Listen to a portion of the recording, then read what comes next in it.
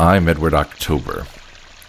The sound you hear is snowmelt, trickling through an alpine stream. This is the start of Octoberpod.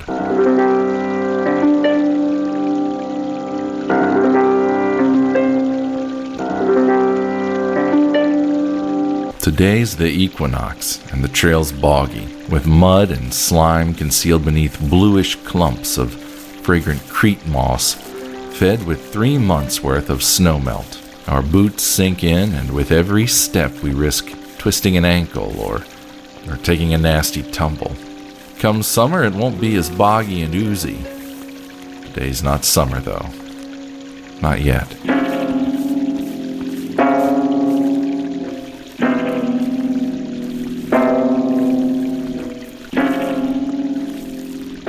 We all expected we might get a little wet on our trek, though none of us figured on soaking it up through our trousers from below. There's 5 of us, traipsing through the Torridon Alps. Singer, a man as warm and likable as the monster in a kid's closet. Come along, you old bastards. You're doddering about like a bunch of old pensioners. Polanski, a pushover and a toady who nobody really cares for, but who always seems to be tagging along. We're not the mountaineers that we used to be back in university. We're not that old, for Pete's sake. My little sister, Sarah Jane. A sweet girl. Back on the mountain, just like old times. I suppose this is to be something of a last fling before you and Singer get married. And Singer's girl, Lenny, who is not so sweet. Let's just settle for the last, but for one, shall we? So why do I run with this den of snakes? For Sarah Jane, I guess. They met in the med at the University of Torrid. Not me, though. I was just a third wheel, another hanger-on, watching over my kid sister. Singer rang us all up to get together again for the first time in over a decade. We're on the 3rd day of our planned 4-day hike through a little traveled edge of the Alps, spanning between Teidhorstadt and Beth Gilderon. We're due to reach the Ophiric Pass by midday. It's a tunnel that was dug through the mountain a century ago by the Royal Corps of Engineers. That's why Singer dragged us out here. After years of being an out-of-work engineer, he's now a partner in one of the big firms. The Corps of Engineers is where all das Uber badasses of the field go, he says. Sure. I don't enjoy Singer's company, but at least he's useful to us as an alpinist, unlike his comrade Polanski. That guy's no help. He's like a damn child, always in the way. Sarah Jane points out the Alpine Passage off in the visible distance. With any luck, we can make it down to Beth Gilderon by nightfall. Maybe spend a night in one of those little cottages. We planned our route based on a map that Singer had drawn up. So if things go tits up, we'll know who to blame.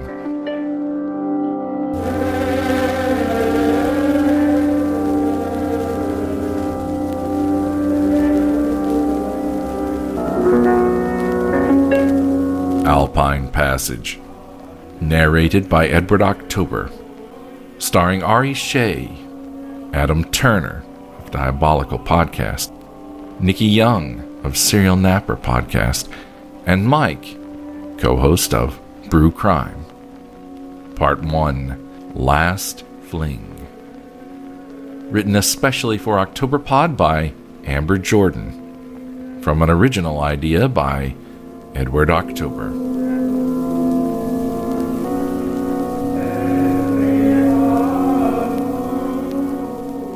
The peaks of the June Shroud and the Ophir, those massive arbiters of our fate, glower down at us as we stare into the yawning mouth of the Ophiric Pass. Everyone seems to feel the presence of this place like a dark hand grasping for us, crackling with electric energy that excites your goose flesh. Polanski tries to break the spell with his nervous laughter, but the power does not dissipate. No, It grows heavier, more ominous. The opening seems to taunt us, as if the portal will disappear if we do not enter it. Moving forward down this path feels heavy. The pull attracts us. I take the first few steps towards the passage, and the world seems to exhale as I do. Then the rest move forward. Singer, of course, has to be an asshole and elbows me aside to overtake me and become the leader of the pack. I grab his elbow, bringing him to a swift halt. "Look, I don't know who the hell you think you are," I snarl, "but I sure as hell ain't somebody you can shove around like Polanski." He stares me down for a moment and sees I'm not playing. Walks over to Lenny, wrapping his arm around her shoulders with a grin that seems to convey the punchline to an unspoken wisecrack. We stop in the center of the opening to the Alpine Passage and look up. The sky has gone purple in the gathering twilight, and from our vantage point, the peaks of the June Shroud on the right and the Ophir on the left perfectly flank the man-made arch of the Ophiric Pass. The slick rock faces of the two mountains burn canary yellow in the last rays of evening sunshine. We strap on our helmets and headlamps and venture into the darkness, and the electric feeling I had noticed seems to have vanished. I wonder if anyone else had felt it. I can't tell. No one's talking about it. Making our way through the pass seems to take no time at all, and yet the pass seems to go on forever. In 3/4 of an hour, it feels as though we've only traveled a few meters away from the entrance. Must be some kind of optical illusion, or at least that's what I'm telling myself. It's silent in the tunnel, except for the sounds of dripping water and our footsteps echoing off the walls of the tunnel. The walls are wet and glisten in the light of our headlamps and battery-operated torches. It's an environment that's oppressive and otherworldly in ways that I don't have the art to convey with mere words. Today there are probably a dozen passages through the Tauridin Alps. Well, through the more accessible portions of them. But this was the first. It was originally intended to be part of a railway connecting Teiderstadt and Beth Gilderon. The Corps of Engineers began excavating this tunnel during the first phase of the project because it was the task that presented the most difficulty and the highest risk of death.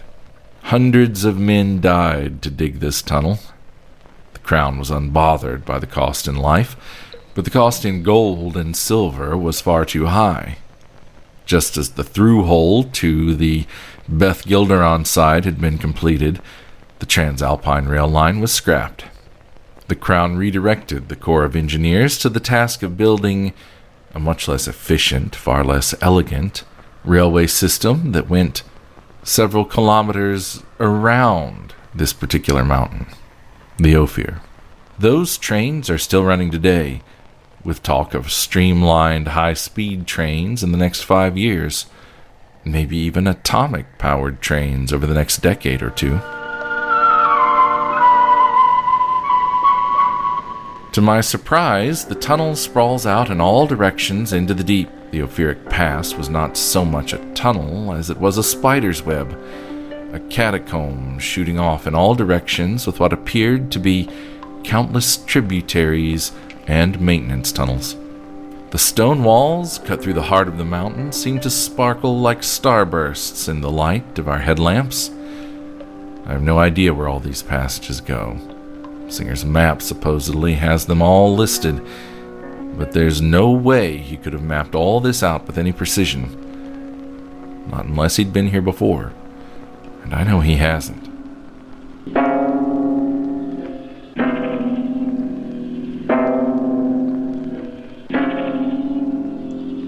The Tauridin Alps are the longest mountain range in the known world.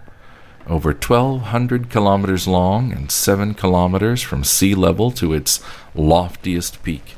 And these halls follow every direction possible. I'm careful not to stray from the main tunnel, which leads to Beth Gilderon and to daylight, when the sun comes back up, that is. But the others keep breaking off. I warned them how dangerous it would be to go down the wrong corridor and get lost down here. I'm not sure that any of them realize that Singer doesn't even have the map. I'm the one holding the map. As I'd suspected, we are all in some sort of trance, not really paying attention to where we're headed. I pull a stump of graphite from my shirt pocket, spread out the map on the stone floor, and try to mark our path. And then I convince everyone that Sarah Jane and I should be in charge of the map from now on. They really must be in trance, because Lenny and Singer both have egos till Tuesday, and normally would never cede control of anything, particularly to me. Of course, if anything goes wrong, I'm sure they'll be quick to heap all the blame on my shoulders. But that ain't gonna happen. If anyone can get us safely through this passage, it's me.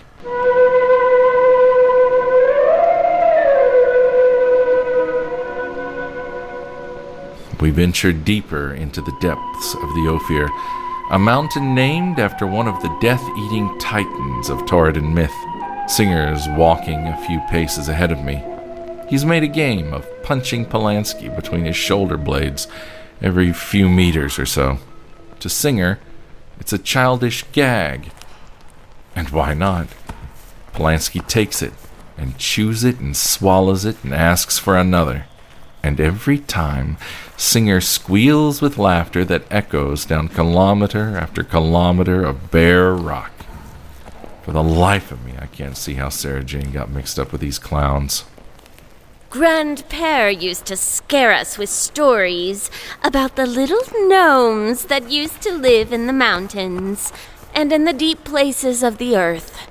He said they were so wicked that the great god Ophir himself cursed them to never know the warmth of a sunrise. Ophir wasn't a god. He was just a titan. As you wish. Either way, Grandpere said that when the industrialists came to the mountains and destroyed the nests of all the mountain gnomes, the unluckiest of whom met their demise in the very walls around us. Now, when you say they met their demise, what kind of carnage are we talking about, really? Were they decapitated or crushed into paste? What do you think gnome guts look like? We'd only rationed enough food to get us as far as Beth Gilderon, and to the hearty dinner we planned to eat there. We were supposed to arrive there by nightfall. We've been walking for hours with no sign of the exit in sight. The map confirms as much. I decide not to share this realization with everyone. Not yet. We marvel at the vast empty chambers that open up before us. Some of these chambers could fit both my home and my church inside, with plenty of room in between. Each chamber is octagonal, with 8 tunnels branching off from it, one on each wall. The map does not reflect any of these offshoot tunnels, so we sometimes make an educated guess as to where our true path should lead, until we find ourselves, at last, at the end of the map, and in an unfamiliar chamber.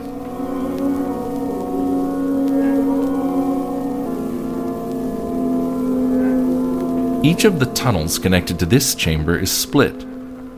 That is, each of these tunnels bisects into 2 smaller tunnels beyond the chamber. Again, there's nothing like it on the map. We decide as a group to keep moving east. Sarah Jane's compass has yet to lead us astray. As we approach the 5th unmapped chamber, we see that all tunnels to the south are blocked with rubble. The rock walls here do not catch the light of our headlamps and torches. No, here they seem to absorb the light. I suppose there's less quartz in the rock to reflect it. Now, as a geologist for a big fuel oil concern, I know that if there's no quartz, then that means we've traveled all the way through the last 50,000 years worth of deposits that make up the Alps. which were formed some 45 to 60 million years ago. So the rock formations we're seeing now must have formed 250,000 years ago, give or take. Now I know how cool this is, and Sarah Jane has the capacity to appreciate it. But these other assholes won't get it. I take a moment to marvel at the rough, ruddy stone walls, knowing that the very first of our species crawled out of here so many millennia ago. At least that's what the good book teaches us. Out of the cracks, with the steam and the sulfur, the first folk crawled on their knuckles and their hands and knees. They were low creatures who crawled before they walked, and they subsisted on the lowest forms of life. They ate the bugs and beetles, stones and sticks, bones and bellies. But as we, as a species, moved closer and closer to the light of the sun and the light of the Word, we moved off of our bellies and then onto our hands. And when we moved off of our knees, we could stand. We rose up above what we had been and lived off of what we could grow in the light. We came from the cracks. Now we live in the light of the sun and in the light of the Word. That is what the good book says. It is night, and we've been wandering the Alpine Passage for hours with nothing to eat since our sunrise breakfast of jerky and crusts of oat bread. Exhausted, we elect to find a cozy corner to bed down and conserve the batteries for our torches and headlamps. The atmosphere here, so deep in the tunnels that honeycomb this mountain, is profoundly oppressive, darker, heavy, and then I hear Lenny yelling, her voice echoing through the chamber, down the corridors, bouncing all around, but just like us, not finding a way out. Sarah Jane stiffens and bolts off. I pick up my pace. I had gotten quite a ways down this corridor, apparently. Polanski, Singer, and I all reach the main chamber at the same time, and we follow the sound of the girls' excited chatter together. Going down the third corridor to the left, we find the girls in a small, nearly hidden room. Inside are rows and rows of bunk beds with a vast wardrobe at the end, containing white jumpsuits with Royal Corps of Engineer patches. Singer tells us that this must be a barracks for workers excavating the passage. They worked year-round and lived down here for weeks at a time. The extreme chill didn't penetrate this deep in the mountains, so they could live quite comfortably year-round. It's far from cheerful, and no one's looking forward to spending the night here, but it makes sense to bed down here, and the bunks, which are really just folding cots, seem comfortable enough, more so than cold, naked stone. Lining the walls are a dozen doors, utility closets maybe. We try a few of the door handles, but no dice. I guess someone locked up before abandoning this passage. What we discover next is beyond belief. Around the corner from the bunk and wardrobe area, we find a common area with seating, radios, and a small table in the corner for checkers and backgammon. But at the center of the room stands the impossible. A long picnic-style table, the type you'd find at a beer garden, all laid out for us. 2 big candelabras stand on the tabletop with flickering candles, and a roaring fire in the fireplace, casting a warm orange glow over the whole chamber. There are 5 place settings, and 5 plates covered with stainless steel domes. You know, the kind you'd see in the tea room at the Hotel Tsegrus. Far too bourgeois for a rustic excavator's barracks. The table linens are clean and pressed. The napkins are folded with creases so tight you could cut yourself on them. How marvelous.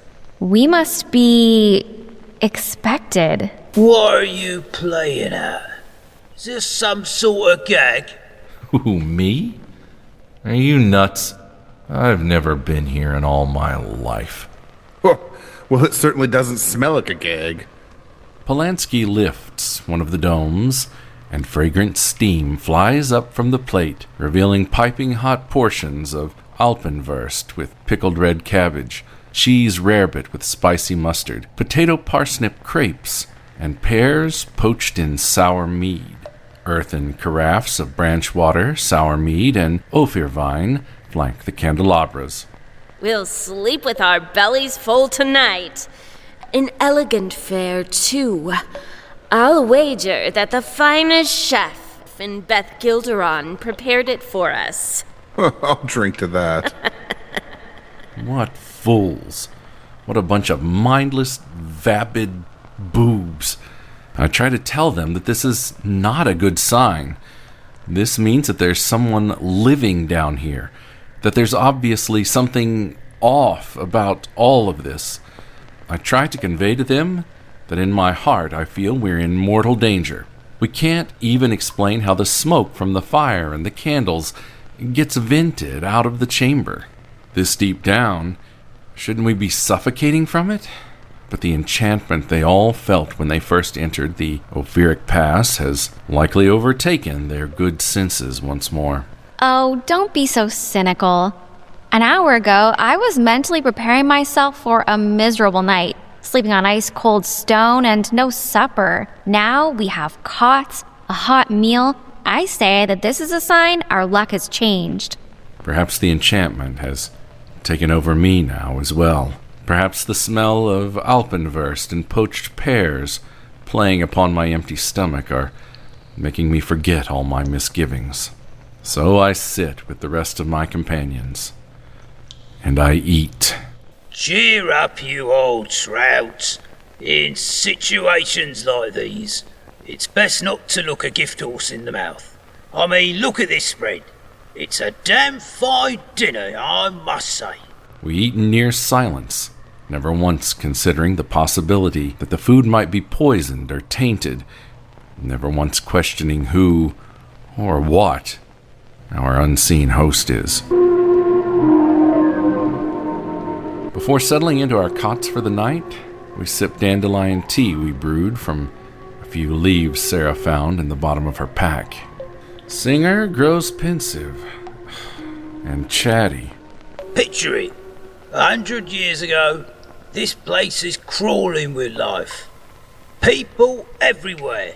60,000 workers coming in and out of this mountain on a daily basis. 30,000 labourers working and living here round the clock. At any given moment, half of the labourers would be in their barracks, sleeping, eating, playing backgammon. The other half in the unfinished or not yet started passages, chipping away at the rough rock with their little pickaxes. Can you imagine how many pickaxes it took to create this place? All one whack at a time by hand. Well, pickaxes and a hefty dose of black powder and dynamite. And of course, all the while, there would be government officials and military personnel coming and going. The priests came regularly too, yes indeed, as the superstitious workers were all sure the tunnels were really alive, haunted, and all that silly rot. They believed the old stories in the good book. They believed our ancestors crawled out of the cracks that the workers were widening one swing at a time. By all accounts, these workers were terrified that our ancestors would become angry at our intrusion and emerge from the large openings disturbed out from their eternal slumber. The workers refused to sleep in any chamber that had not been first blessed by the priests with incantations and holy oils. Just look at the markings all around us. Holy salvatanic runes they are, never fading after all these years. You've read of the Great Rock Slide, right?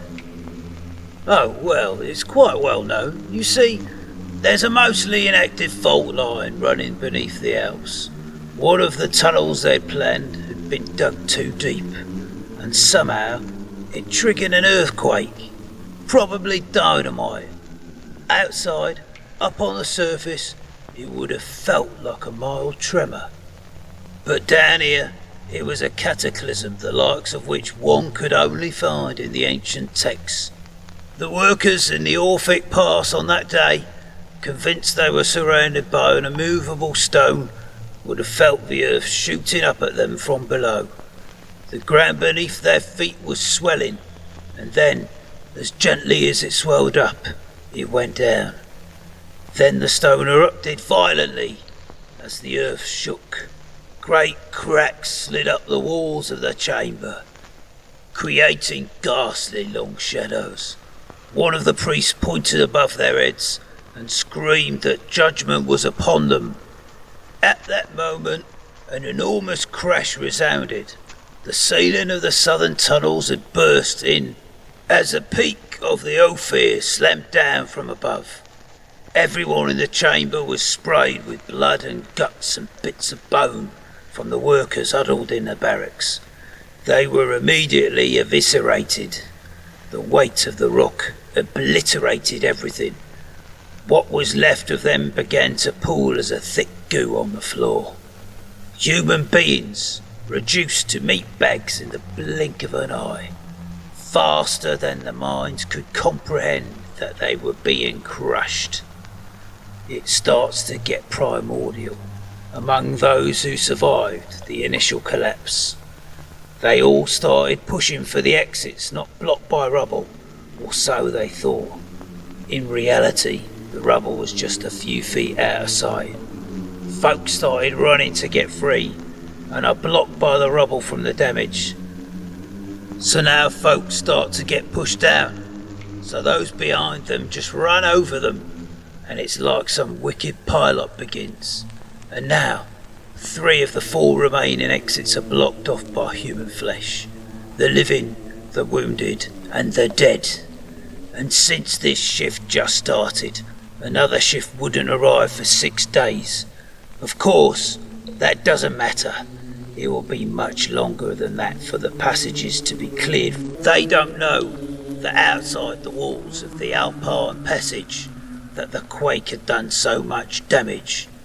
Most no one was really thinking about the folk that were inside the passage at the time.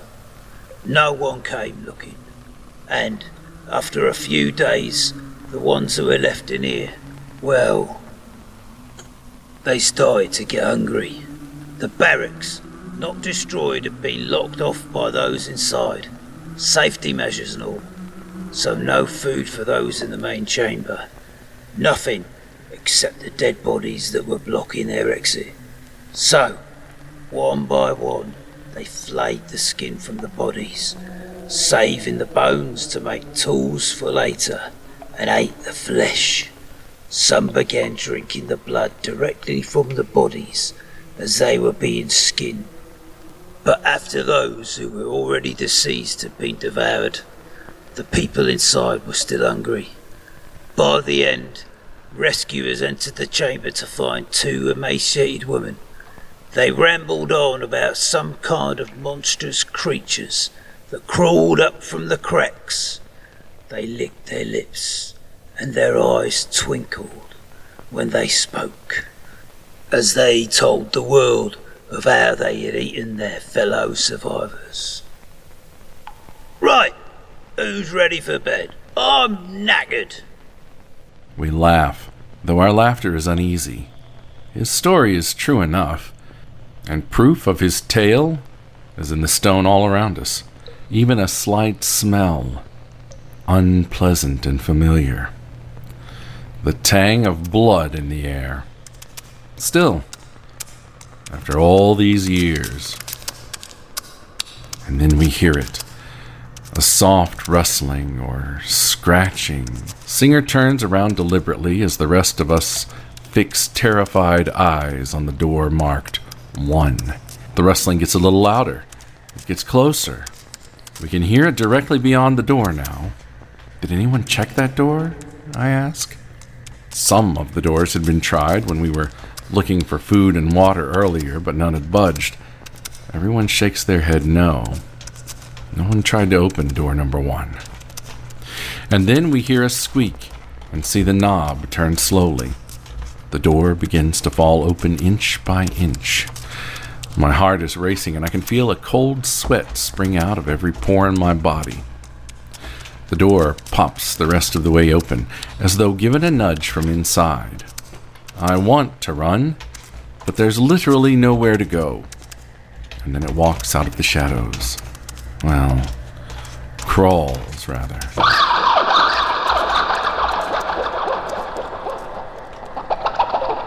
I've never seen anything like this. It looks something like a small, hairless monkey or lemur, though I've never seen one up close. Just wrinkly black skin that has markings that make it look like its bones are on the outside. They're not really the thing's bones, just markings like a zebra's stripes or the skull on a death's head moth. As none of us have yet approached the thing, it seems less scared, and it scampers fully out of the doorway, crawling on all fours. It stays low and moves sleekly, svelte and swift. Emboldened by our lack of action, it starts crawling up the wall and flipping backward off it. The girls start laughing and cheering. The thing is spurred on to more antics with their gleeful reaction. It begins chasing its own tail in a figure 8, doing backflips every few moments. We start grabbing little scraps of food off our plates and tossing them to the creature. The monkey thing likes this, it seems, and starts flipping and jumping around, almost like it's doing tricks to get us to throw it more food. Every time it comes close to Polanski, it hisses at him. Ah! Get away from me! Look, Sarah Jane. Look how Polanski is cowering behind your brother. Pathetic. Now Singer is laughing and cheering the little guy on along with the ladies. The creature keeps scurrying around, having a grand old time, and then charges Polanski, sending Singer and Lenny into roaring laughter. And we hear a grunt, much too deep to have come from our little friend. It's coming from behind him in the shadows of the open doorway. It sounds like a swine, small grunts emitting from the darkness. Even the little monkey-like creature has stopped and is watching the doorway. A small little man thing walks out from the shadows. He has elongated arms, knuckles dragging to the ground. He has pinkish white skin with no hair. His brow is very prominent over a big snipe nose. His eyes are uncomfortably close together.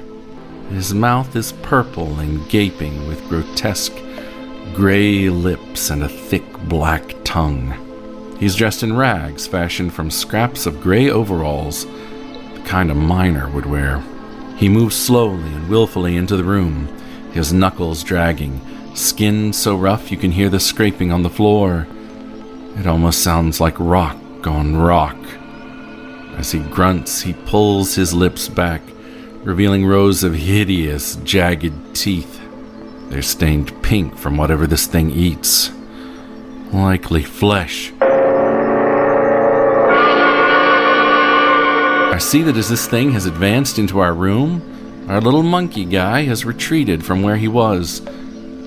He's backing up, almost to the wall at this point. This makes me more nervous. These things both came from the same place.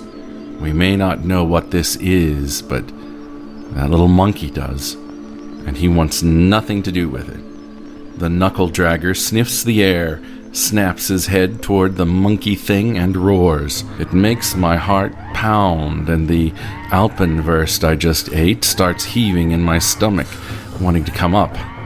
The man thing uses those dragging knuckles to add speed as he launches himself across the room at the other creature. His movements are unsettling, but no one else seems to feel the same dread that I feel. Singer laughs, like this is some sort of entertainment. Lenny joins him and starts rooting for the little monkey creature. He darts away from the spot he was just on as the knuckle dragger reaches it. Even Sarah Jane, my sweet little kid sister, is cheering on the monkey like this is some kind of Punch and Judy play, some pantomime for our amusement. Bread and circuses. But what can I do? Everyone's enjoying it, and I don't know enough about these creatures to try and stop it. Polanski, I see, is the only one as uncomfortable as me. He's shrinking farther and farther from the creatures. Singer is standing square in the fighting grounds, grinning with sadistic glee. At first it seemed this little monkey creature would have no defense against the miniature knuckle dragger, this mountain gnome.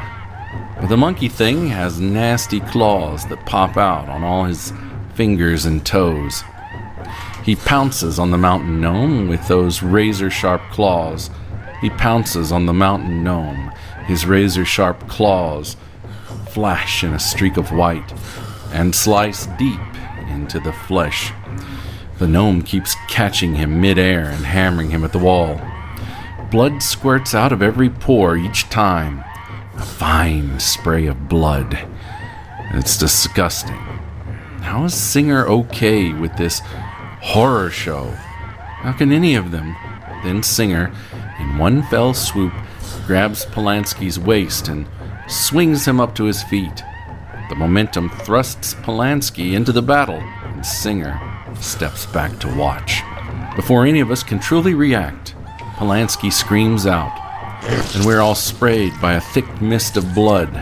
It's spurting out of Polanski's wrist in torrents and puddling on the floor. Polanski's bloody, severed hand flies across the room and slaps Lenny square in the face.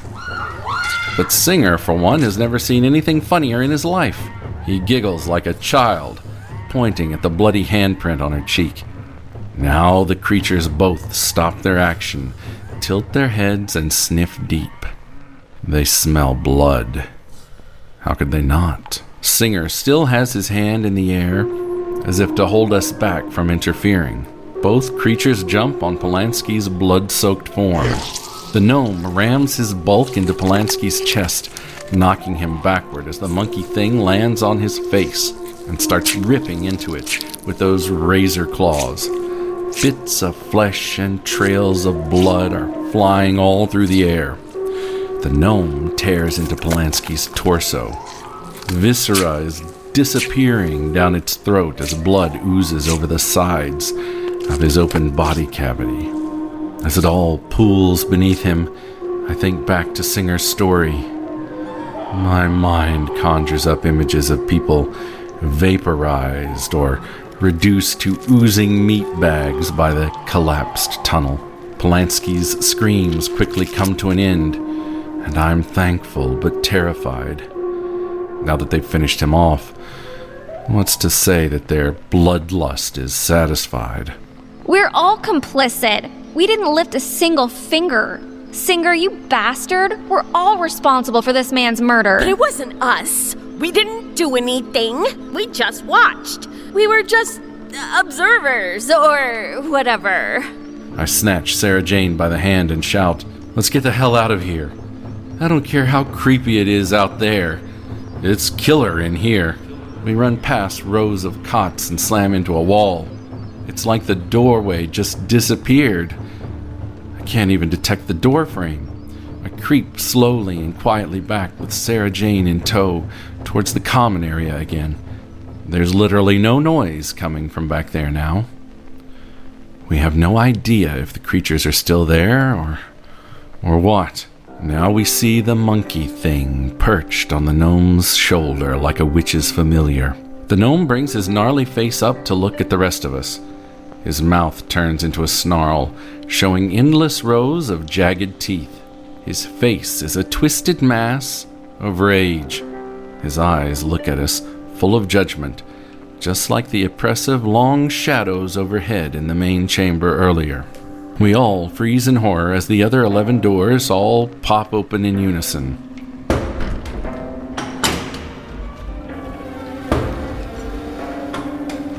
Unlike the first doors, there are lights beyond these newly opened doorways.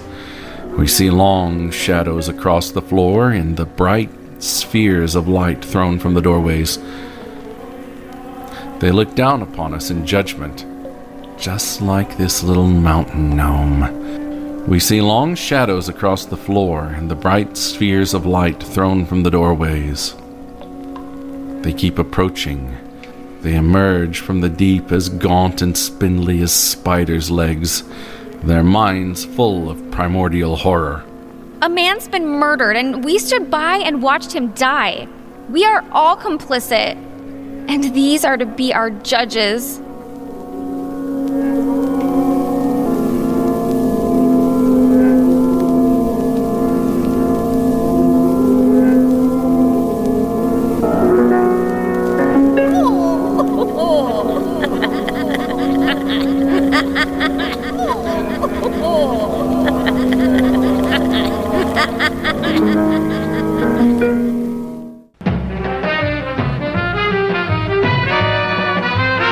It's intermission time, folks. I'm your host, Mr. Edward October. Today I'm catching up with an old friend of the show, author Amy Koto. Longtime listeners may remember her as the writer for a number of Octoberpod episodes.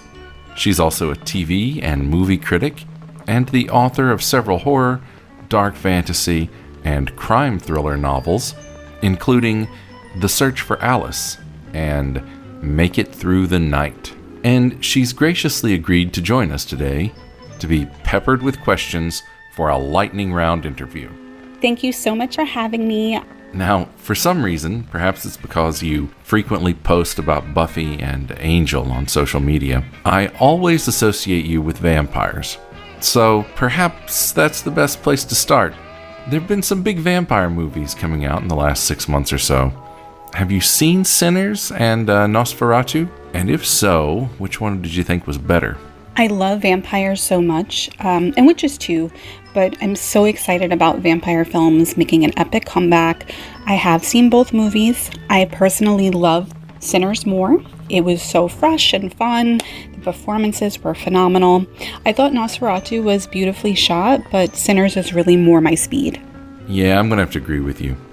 I think Sinners is both a great horror picture, but also it's an important film. 20 years from now, I think we'll be talking about Sinners as a milestone of the genre. And, you know, I went into Nosferatu with high hopes, and while Eggers succeeded in making the film he set out to make, ultimately, it just doesn't do anything for me. I thought the portrayal of Count Orlok was interesting. Some choices were definitely made. Now, do you have a favorite Dracula? Do you prefer Bela Lugosi or Christopher Lee? I'm a Christopher Lee guy myself. Honestly, I have to rewatch both films to really be able to give an answer to that, but thank you so much for reminding me to do this, so I'm definitely adding that to my list. I do love that one episode of Buffy where they do include Dracula, so I guess that would be my highlight for now. I am not nearly as familiar with Buffy as you are, so I've missed that particular incarnation of Dracula. So I've got something to go back and revisit too. Is Buffy your favorite vampire TV show? Obviously, Buffy. Nothing will ever hold a candle to that one. It raised me. It just speaks to me. I love it so much. I'm a huge fan. I am also a fan of True Blood, and What We Do in the Shadows, the TV show, was really fun as well. Oh, I forgot about True Blood. That's a good pull. Favorite vampire movie? That's a little bit tougher. I guess I would say 30 Days of Night. I love Josh Hartnett, and I thought that movie was so creepy. It still gives me nightmares to this day and was so well done.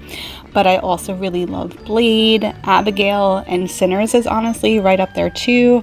And Underworld with Kate Beckinsale I really like as well. Going back to TV, another giant of the vampire subgenre is Dark Shadows. Did you ever get around to seeing the Tim Burton version? Okay, Dark Shadows, the movie, I do remember it. I did see it once. I would definitely have to go back and rewatch it. Yeah, it's actually an awful movie. But I kind of like the fact that Burton is just using it as a vehicle to do his own spoof or remake of Dracula AD 1972, which is one of my all-time guilty pleasures. It seems like every few years we hear talk of Dark Shadows getting another TV reboot. I think there was even supposed to be a reboot for the WB network right around the time Buffy was popular. I think it could use a reboot, although we are having so many reboots lately, but I think that would be one I would enjoy. So what would be on your Mount Rushmore of TV horror? Okay, TV horror, my favorite one has to be Buffy, but I also really love Scream Queens. That definitely needs another season. The series Slasher is so underrated and fantastic. I love Ash vs. Evil Dead and The Haunting of Hill House. And Marianne on Netflix is a lesser-known horror gem that is definitely worth a watch. You know, I'm still mad at Netflix for canceling Mindhunter. What are you watching currently? Well, I just finished a few, so I guess I will give you some of those. The Pit was fantastic, which that's normally not in my wheelhouse. I'm not really into medical dramas at all, but that show was so intense and I keep recommending it to everyone. And there is a lot of gore in it. I mean, real life gore, but there was definitely some stomach turning moments in that. So that's definitely on my list. And then I also really enjoyed The Bondsman with Kevin Bacon. That is on Prime, I believe, and it had like an Ash vs. Evil Dead vibe, so I really enjoyed that. And I just finished the final season of You, which I thought was solid overall. And how did you... so your handle on social media is TV Fanatic Girl. How did you become the TV Fanatic Girl? That's a great question. I've always been addicted to television shows, and I got to a point where I said, well, maybe I should just start writing about these shows and connect with other fans. And TV Fanatic Girl just seemed like the perfect fit. I think it was 7 years ago that I started my TV Fanatic Girl site and went on Twitter, and it's been quite the journey, but I have connected with so many more fans, and it's really brought back my love of television, so I guess that's where it came from. Now, when you're not writing about movies and TV, you're writing fiction. You're the author of several self-published novels. Self-publication is something that used to be looked down upon, but in the internet age, there are quite a few big-name authors who have embraced self-publication, or authors who have become big through self-publication as a way of bypassing the gatekeepers in publishing. Writing is a long and tedious process, but it's also one of the most rewarding, and I'm very proud to be an independent self-published author. I think it's so important to get stories out there. They deserve to be told, and this gave me the avenue to do exactly that. So, what works from the horror genre would you say have inspired you the most as a writer? 90s slashers and thrillers definitely inspired my writing. I've always loved the simple cat and mouse approach and just an overall fast-paced feel, and that's what I've always tried to channel and accomplish with my own books, and hopefully I am able to do that. So, what are you working on currently? I actually have a new novel that was just released on May 2nd. It's called We Hope You Enjoy Your Stay. It's a crime mystery thriller centered around a bed and breakfast and a guest who goes missing. I'm really excited about this one. This one took me a little bit longer to write than normal, but I really love the way it turned out, and I hope everyone does too. Okay, so tell everyone out there where we can find you and read your work.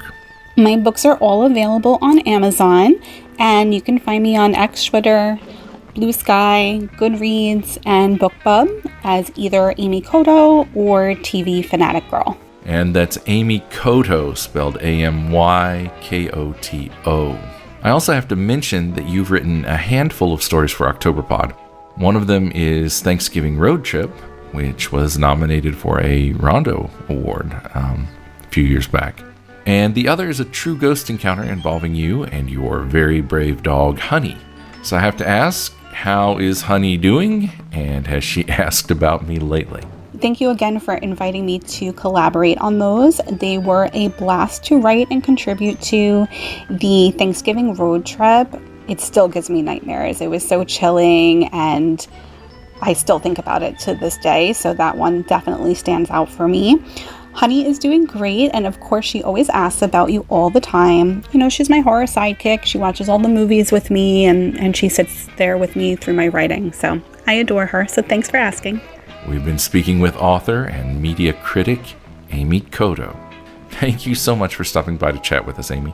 Thank you so much again for having me. I am a big fan of the Octoberpod podcast. I love what you're doing, and I'm excited to see some of your future projects as well. So thanks again. Bye now.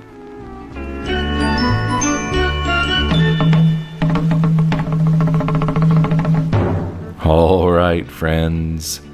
We're not done with you just yet. Get ready to return to the darkness of the Alpine Passage, because Act 2 of Octoberpod starts now.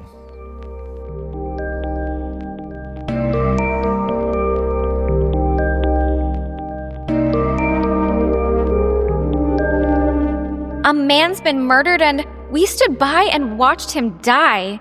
We are all complicit. And these are to be our judges. I watched as two of the strange inhabitants of the Ophiric Pass had taken down and consumed a fully grown man, and I had no idea how we were going to handle more of them. But we were going to try. I had a camping knife, and Sarah Jane held her torch out protectively. Those other two bastards, Lenny and Singer, started shuffling around in their packs as well. But I didn't see what they grabbed to fight with, because the doors were finally spilling out their contents. Dozens of creatures like the mountain gnome and the monkey thing spilled out from the 12 open doors. They were all impish and small. All were hairless, but some were shaped more like dogs or cats, or elongated people.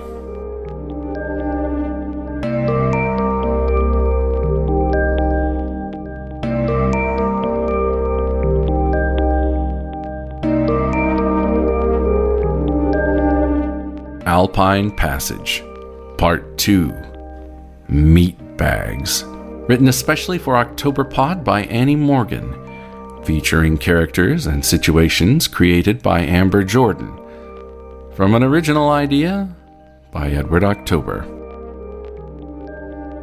I got in front of Sarah Jane for all the good it would do and held out my crummy little pocket knife. It was over. Logically, I knew it was over, but I wasn't going to accept that. A tiny, hellish scream brought my attention back to Singer and Lenny, and I saw that he'd sliced one of the gnome things in half with a machete that he'd apparently had this whole time, but didn't use to help Polanski. Lenny was similarly armed with a large fixed-blade knife, like something you'd carry in the army. What had they been planning on using those for in this desolate place? There wasn't even that much brush to clear on the wooded trails that led here. I waited for the creatures to make a move, hoping to take at least a few down with me, but none of them so much as tried to bite us. They were actually moving around us, and even more strangely, they weren't attacking each other. There were squabbles and bites here and there, but both groups of beasts had something more pressing than either tearing us apart or each other. My heart, already beating out of my chest, fluttered even faster when I realized that they were running from something. We didn't have long to wait to see what they were afraid of.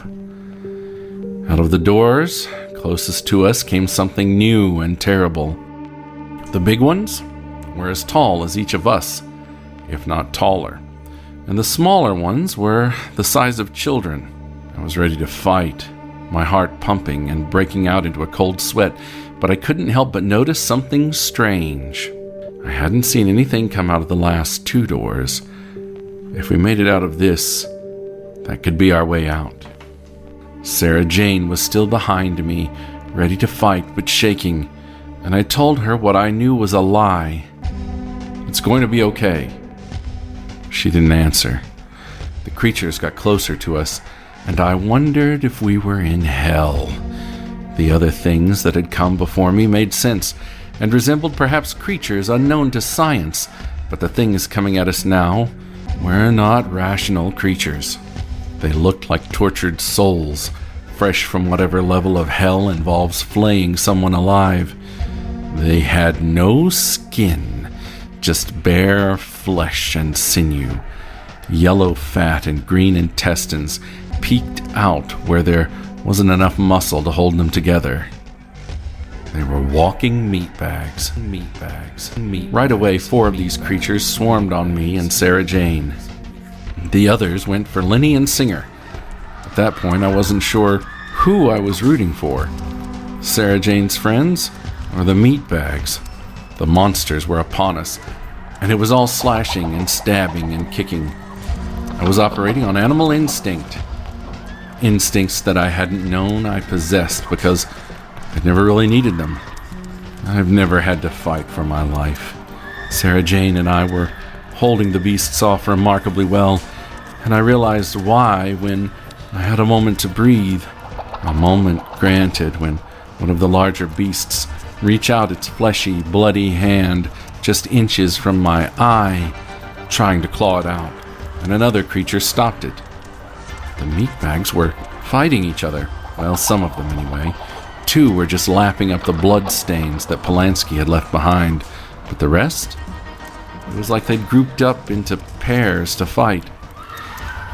As if half of them wanted to protect us and half wanted to kill us. Or perhaps they were just bloodthirsty, thoughtless things that only knew strife. A bloody, fleshy hand yanked Sarah Jane and pulled me back into the struggle. The 4 that were on us comprising 3 big ones and 1 smaller one, so I went for that one first, thinking if I could kill it, then just maybe I could focus more on the others. This meatbag looked to be female, if they even had genders, and was busy trying to bite the one that looked to be a larger female. It was old and hunched, and its bones crunched when it moved, so I figured I had a chance. I went right for her jugular, which I could actually see pumping in front of me. My knife met resistance, the scabby sores that covered them, offering some kind of insulation apparently, but not enough to keep out steel. Though the creature was blood red, her actual blood was black and spewed out all over me like viscous oil from some machine. The second it touched my skin, I was transported to another place.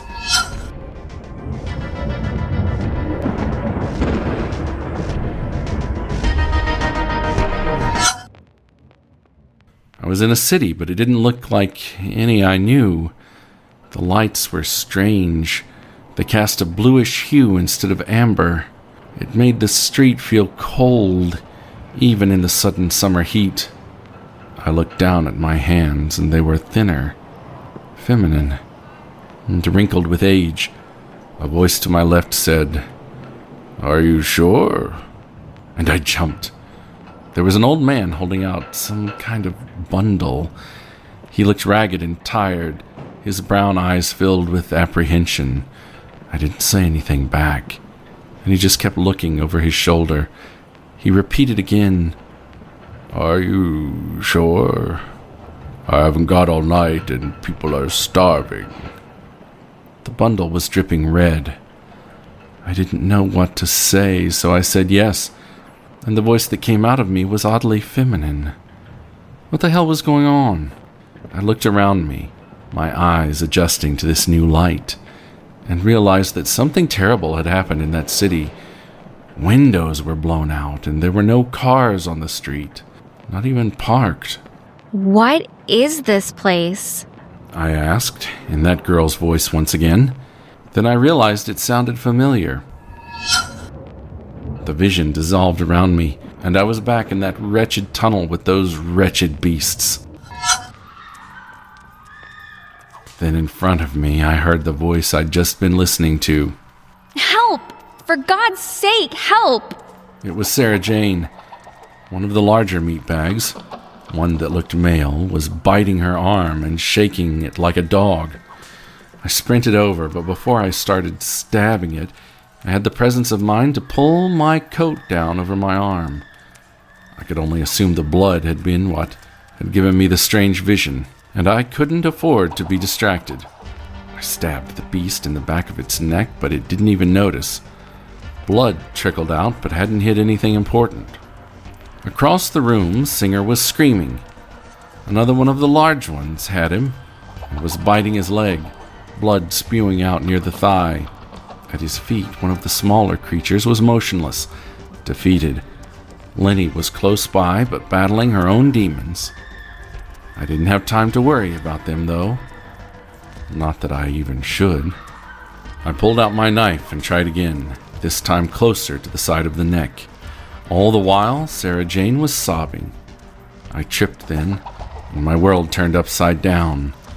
The wind was knocked out of me, and when I gathered myself enough to stand up, I saw that I'd stumbled over the body of one of the larger creatures. Either Sarah Jane had killed it while I was having my hallucination, or one of the other beasts had. Across the room, I caught a glimpse of one of the creatures desperately trying to pull another one off of Singer. Why were they attacking each other? I didn't have time to ponder that question. Sarah Jane was bleeding even more now, and I had to kill the beast attacking her. I got back up, knife at the ready, but when I reached down to swing, a cold, bloody hand stopped me. One of the big creatures had me. I knew if he got my knife, it was over. Using all my strength, straining the muscles in my arm past the point of pulling apart, I got the knife free and stabbed him in the wrist, hoping to open his veins. Though this one was as bloody red as all the rest on the outside. His blood was gold. It got on my fingers, but nothing happened. Then it did the strangest thing. It spoke. It's too late for her. You'll only get yourself killed. The thing then gripped me tight into a bear hug, and I couldn't move. I tried in vain to get out, but I knew the beast was right. The creature attacking Sarah Jane was biting into her neck now, and her struggling had long since stopped. We have to get you out of here. I just sobbed. Dead. My baby sister, dead. What was the point without her? What was the point after all of this? I looked out at the rest of the barracks and took in the carnage. Lenny was still holding her own, entangled with two creatures that seemed to be fighting each other for the right to tear her apart. Singer was completely still, and two of the creatures were, but it looked as if he might already be dead. But then I noticed something strange. The creatures that had been eating up Polanski's remains were gone, but the pile of gore where he'd been looked larger. And why the hell were these things attacking us in pairs? Why were they fighting each other? The creature holding me seemed to read my mind and said, "We're you. Don't you see it?" With that I looked down. I mean, really looked down at the dead one at my feet. I tried to picture her face with the skin back on and her body shape. I knew it well. The beast that had been killed while I was off in my dreamland resembled a perfectly skinned Sarah Jane. I looked up at my sister, now just a corpse, and forced myself to look at the thing attacking her and realized that the body language reminded me of myself. I didn't cry, I didn't scream. I asked, calmly for some reason, "What's happening?" "Come on, quickly, so we can talk." But this new revelation was tabled by something even more horrific. The beasts that had been eating Singer and had finished their meal. It looked like they were dissolving. It was like acid had been poured all over them, as they collapsed into a puddle of wet blood and bones. I wasn't the only one transfixed. Lenny, and what I can only assume were her doppelganger, looked on as well. and the little one that had been struggling with them saw it as a chance to escape. Move it now, while they're distracted. I let the me thing drag me closer to the last two doors, the ones that hadn't held any horrors. I need you to tell me which door feels right. Do not overthink it. Don't question it. Just focus. I didn't know what that meant, but I listened. It was me talking after all. I stared for just a moment and soon realized that I felt a pull to the left. I pointed. That one. My bloody doppelganger nodded. And together we went through. I was about to ask questions or try to will myself to wake up from this nightmare, but I didn't get the chance. Something else spoke first. It's just the bad ones left now. A little girl's voice. Behind us. They're coming. I dreaded seeing the owner of that voice. I turned. It was a small meat bag, a flayed child.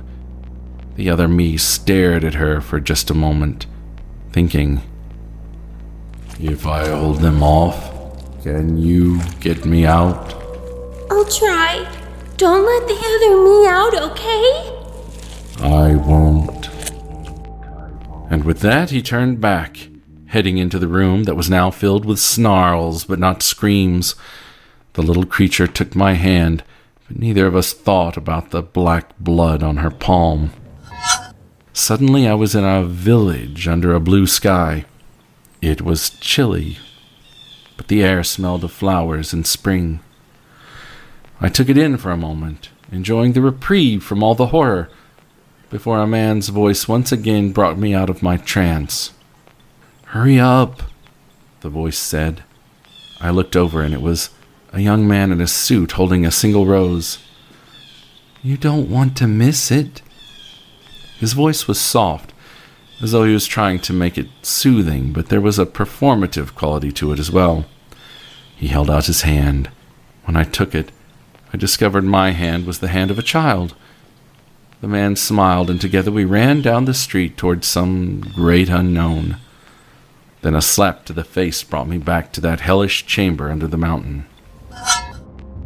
You don't want to see what happens next. Trust me. Run! I will, but what's happening? Where are you? Just at different times, from different places. Can't you see? I'm Lenny, before she went bad. Like rancid meat. I heard it then. More youthful, less cruel, but it was her. It was Lenny. Then we heard a scream coming from behind us. It sounded like me. We sprinted to the next set of doors then, as fast as we could go. I stared at the doors hard, trying desperately to figure out which one felt like home. But neither one evoked anything. You have to choose! Now! So I did. We got slightly farther from the screams and the carnage, and I felt a bit safer. But soon there was another set of doors. We'd have to keep doing this until we got free. Little Lenny squeezed my hand with her fleshless one as a gesture of comfort. I tried not to look at her. I asked myself what feels like home. I thought of Sarah Jane then.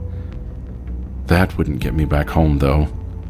She was gone in my world now.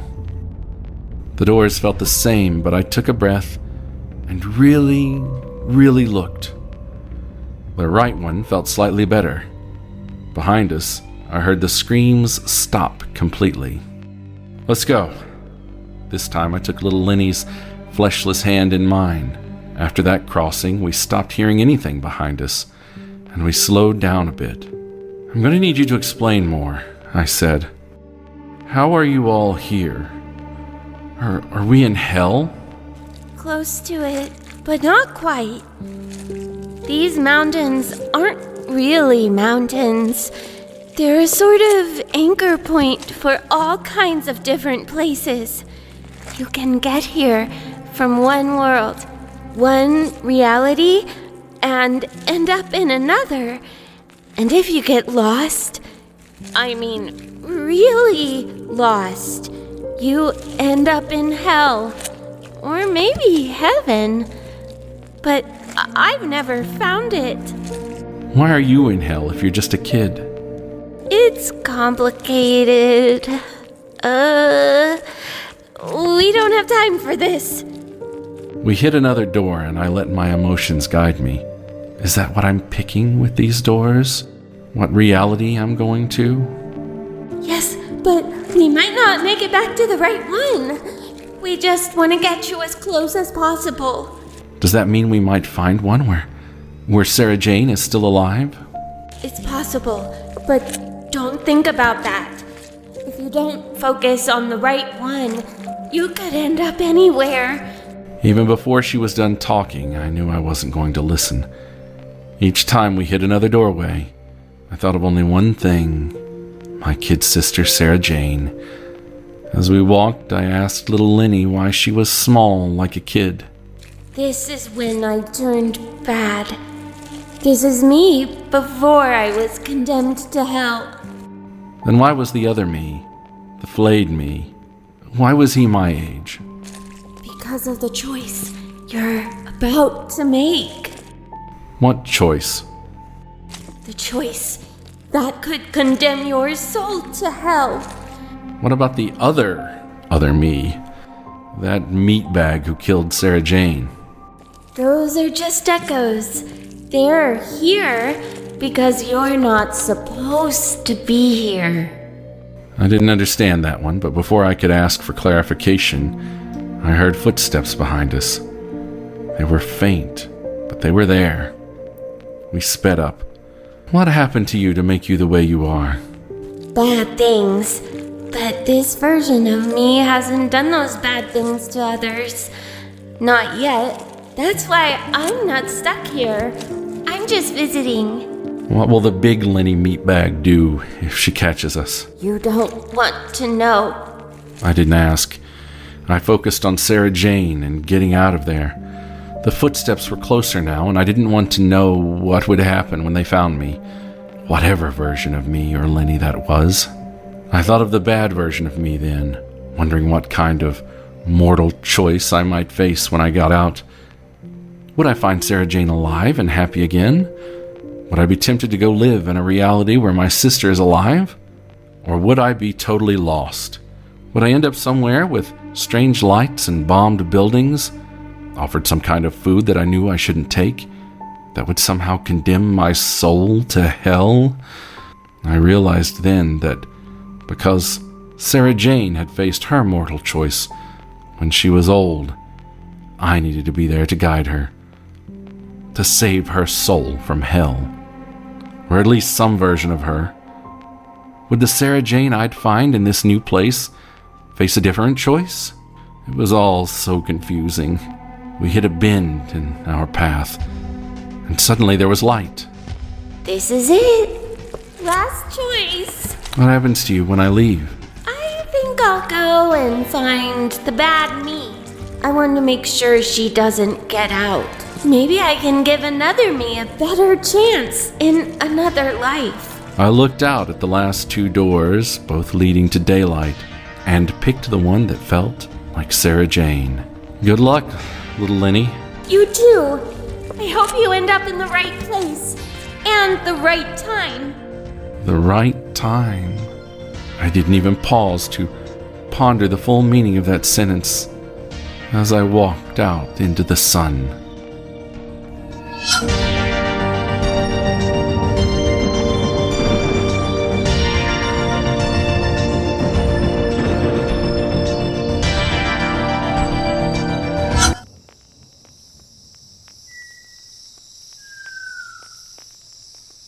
My eyes take a minute to adjust.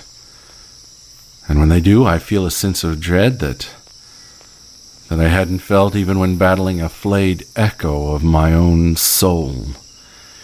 Even when watching my sister die in front of me. The town of Beth Gilderon is supposed to be on the other side, at the foot of the mountain, but it isn't there. neither is the mountain.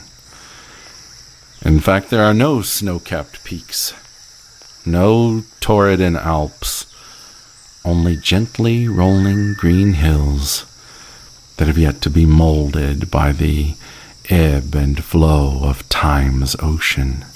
I take a moment to marvel at them, knowing that the very first men would one day crawl out from their depths.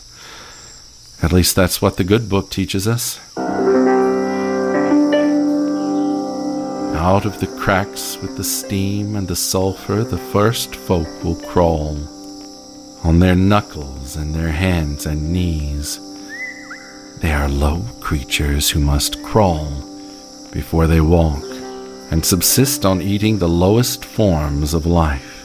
They shall eat the bugs and beetles, stones and sticks, bones and bellies. But as we move closer and closer to the light of the sun and to the light of the Word, we move off of our knuckles and then onto our hands. And when we move off of our knees, we can at last stand. We rise up above what has been, and live off what we can grow in the light. We come from the cracks, and one day shall live in the light of the sun, and in the light from the Word.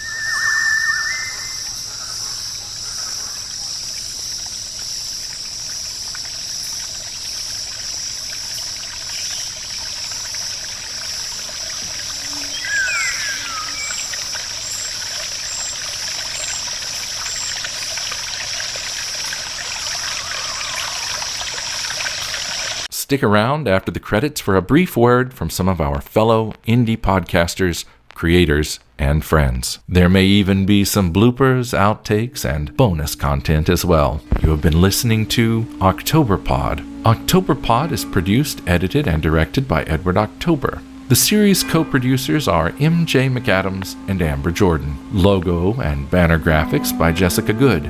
Edward October character design by Nick Calavera. Select still photography courtesy of Unsplash.com. Select music cues by Dr. Dreamchip and various other stock music and sound effects courtesy of freesound.org.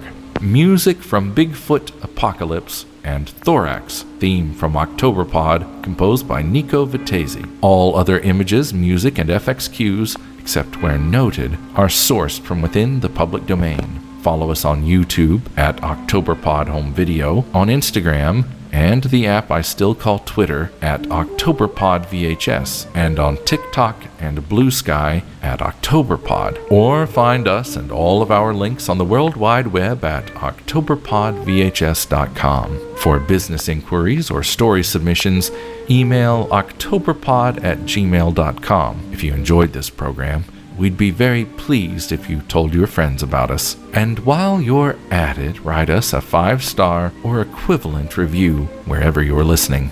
The man who spoke to you was Mr. Edward October. Hi, I'm Karen. And I'm Aubrey. And this is Chicklit, a literature comedy podcast where we enjoy getting lit and talking about books we love and love to roast. We also talk about personal opinions and quote The Office so much that we've made it into a drinking game.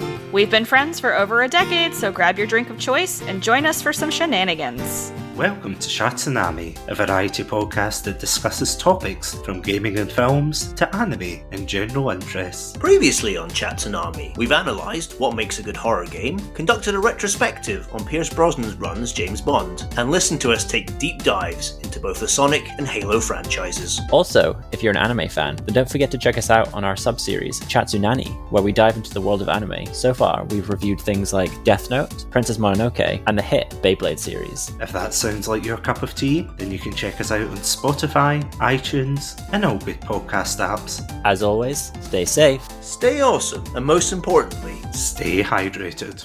Hello friends, are you feeling down? Do you need a pick-me-up?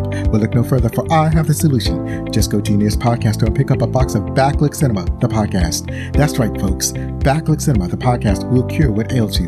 The sweet, smooth, and gentle chit-chat of the movies of yesteryear will fulfill your aching nostalgia and improve your overall well-being. The soothing sounds of your host, Zoe Richardson, talking about your favorite moments of these classic films is guaranteed to lift your spirits. The behind-the-scenes trivia that you'll learn will fill you with awe and wonderment. Don't hesitate. Try Backlook Cinema, the podcast, now with no artificial flavors or colors. Warning, the aforementioned claims of improved well-being or as a cure to any ailment cannot be substantiated. 1. Why did I say that like the fucking 1? Like I'm not going to cut that out.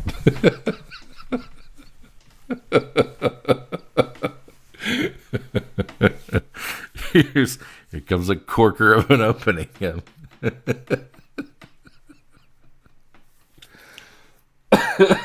Oh, fuck. In case you're wondering, this is 1. This is 1. What am I, fucking Batman? All right. I'm Edward October. The sound you hear is snowmelt trickling through an alpine stream. This is the start of Octoberpod. Music intro sting. So I gather everyone around me for a map check. As I'd suspect... Shut the fuck up. Grandpère used to scare us with stories about the little gnomes that used to live in the mountains and in the deep places of the earth. He said they were so wicked that the great god Ophir himself cursed them to never know the warmth of a sunrise.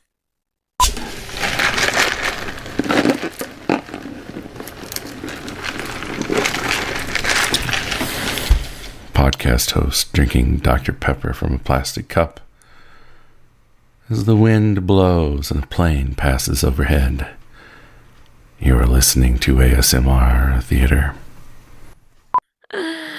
How marvelous! Well, the more accessible portions of them. But this was the first. Motherfucking f***er. Because Act 2 of Octoberpod.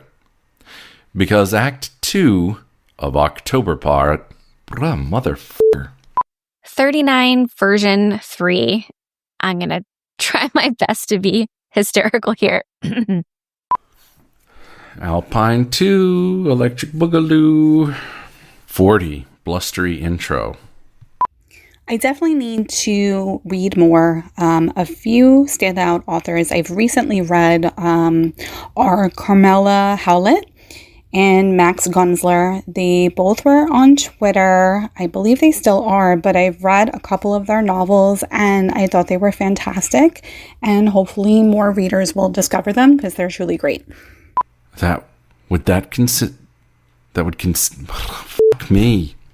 We'll sleep with our bellies full tonight.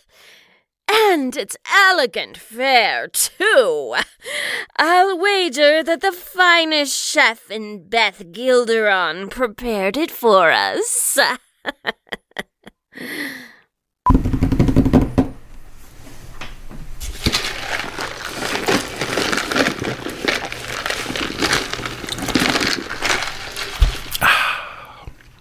That's the sound of refreshment. Why don't you grab yourself a Dr. Pepper at our convenient snack bar? Hey, note to self, when he snaps into these alternate realities, let's do a hard transition into a very different soundscape.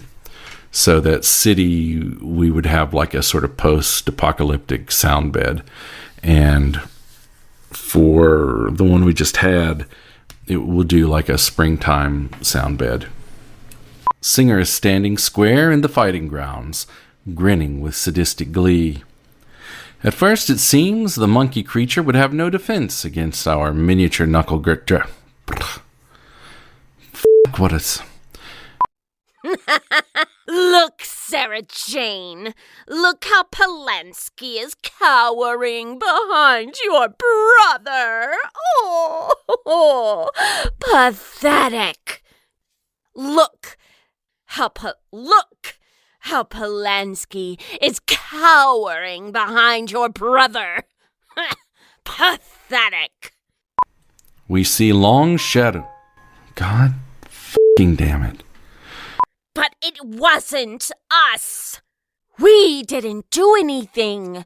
We just watched. We were just observers or whatever. Zap.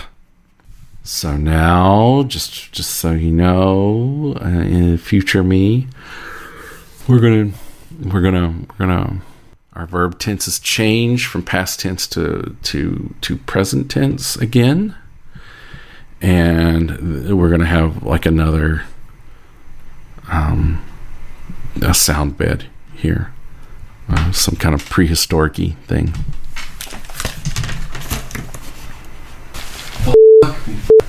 Okay. Last paragraph, and I'm so fucking stoked. Fuck yeah.